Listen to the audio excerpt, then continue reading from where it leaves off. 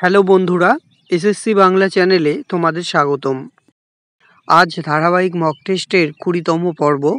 বিষয় সুভাষ মুখোপাধ্যায় ও শক্তি চট্টোপাধ্যায়। তো প্রথম প্রশ্ন, কবি সুভাষ মুখোপাধ্যায় জন্মগ্রহণ করেন কোথায়?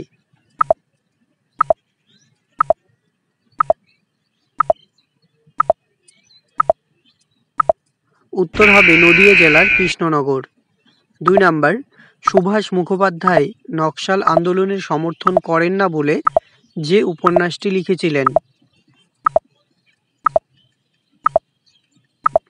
তো সঠিক উত্তর কে কোথায় যায়।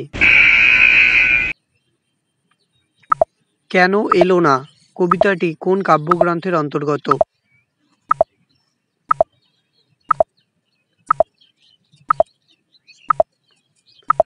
তো সঠিক উত্তর অপশন খ, যত দূরে যাই। সুভাষ মুখোপাধ্যায় যত দূরে যাই কাব্যটি উৎসর্গ করেছিলেন কাকে?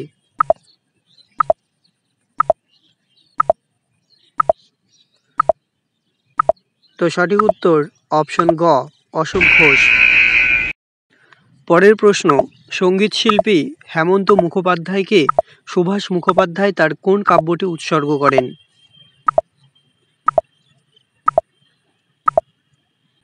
তো সঠিক উত্তর অপশন খ, একটু পা চালিয়ে ভাই।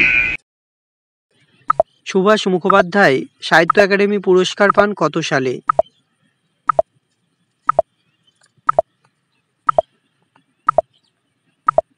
তো সঠিক উত্তর অপশন গ, 1964 সালে। ভূতের বেগার সুভাষ মুখোপাধ্যায়ের কোন শ্রেণীর রচনা?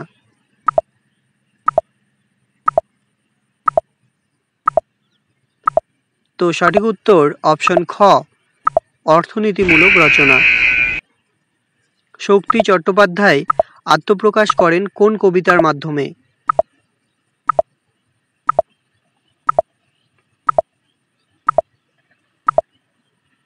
তো সঠিক উত্তর অপশন ঘ, যম কবিতার মাধ্যমে। শক্তি চট্টোপাধ্যায় নিম্নের কোন ছদ্মনাম ব্যবহার করতেন?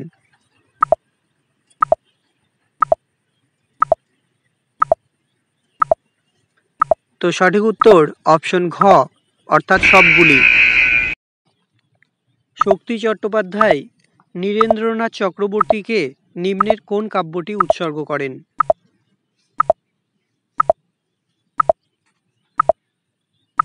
তো সঠিক উত্তর অপশন গ, জ্বলন্ত রুমাল। অবনী বাড়িয়াছ কোন শ্রেণীর রচনা?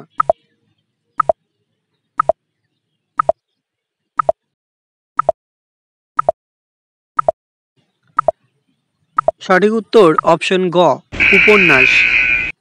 12 নাম্বার, শক্তি চট্টোপাধ্যায়ের চতুর্দশপদী কবিতাবলী কাব্যের প্রকাশকাল কত?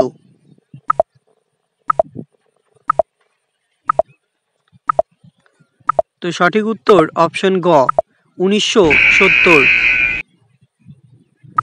পাবলো নেরুদার প্রেমের কবিতা কার অনুবাদমূলক কাব্য?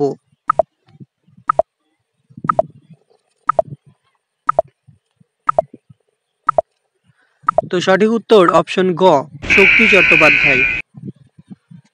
শক্তি চট্টোপাধ্যায়ের চতুর্দশপদী কবিতাবলী কাব্যের প্রথম নাম কি ছিল?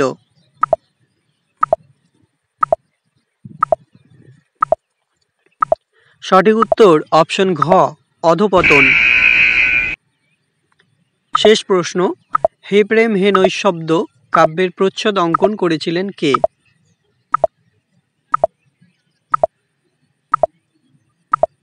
তো সঠিক উত্তর অপশন খ, পৃথ্বীশ গঙ্গোপাধ্যায়। তো বন্ধুরা, এই ছিল আজকের উল্লেখযোগ্য 15টি প্রশ্ন উত্তর। তো এভাবে ধারাবাহিক মক টেস্টের মাধ্যমে নবম দশম বাংলা সিলেবাস কমপ্লিট করার লক্ষ্যে অবশ্যই ভিডিওটিতে একটি লাইক দিয়ে এই চ্যানেলে নতুন হলে চ্যানেলটি সাবস্ক্রাইব করতে ভুলবেন না। ধন্যবাদ।